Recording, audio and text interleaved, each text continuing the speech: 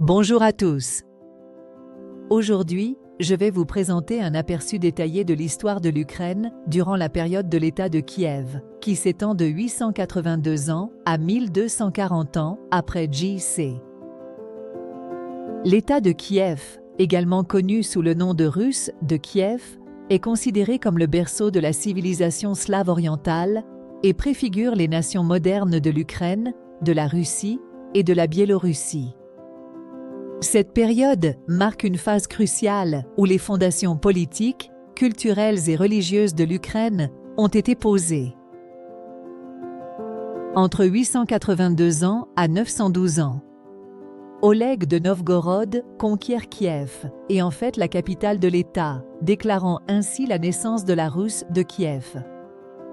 Son règne marque le début d'une expansion territoriale significative et l'établissement de relations commerciales avec l'Empire byzantin. Entre 980 ans à 1015 ans, sous le règne de Vladimir le Grand, la Russe de Kiev atteint son apogée. En 988 ans, Vladimir instaure le christianisme orthodoxe comme religion d'État après son baptême et celui de ses sujets, un événement qui forge un lien durable avec Byzance et modèle la culture et la spiritualité de la région. Entre 1019 à 1054, Yaroslav le Sage, fils de Vladimir, prend le pouvoir et continue l'œuvre de son père en codifiant les lois, en fondant des écoles et en établissant la première bibliothèque de Kiev. Son règne est marqué par la construction de la cathédrale Sainte-Sophie, qui reste un monument emblématique de l'Ukraine. Après 1054 ans, à la mort de Yaroslav, la Russe de Kiev commence à décliner en raison des conflits internes et de l'augmentation des attaques extérieures, notamment des peuples nomades des steppes. 1200 ans. Les principautés issues de la fragmentation de l'État deviennent de plus en plus autonomes, affaiblissant le pouvoir central de Kiev. 1240 ans. La chute finale de Kiev est marquée par l'invasion mongole.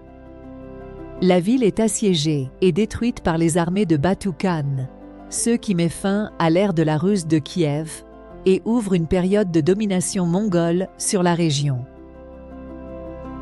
La période de l'État de Kiev a été une ère de transformation majeure qui ont influencé de manière indélébile l'histoire de l'Europe orientale.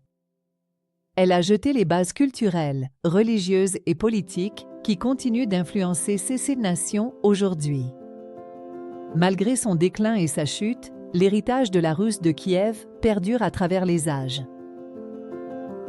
Je vous remercie tous pour votre attention. J'espère que cette présentation vous a donné un aperçu intéressant et instructif de cette période fascinante de l'histoire de l'Ukraine. N'hésitez pas à poser des questions ou à discuter de certains points plus en détail. Merci et à bientôt.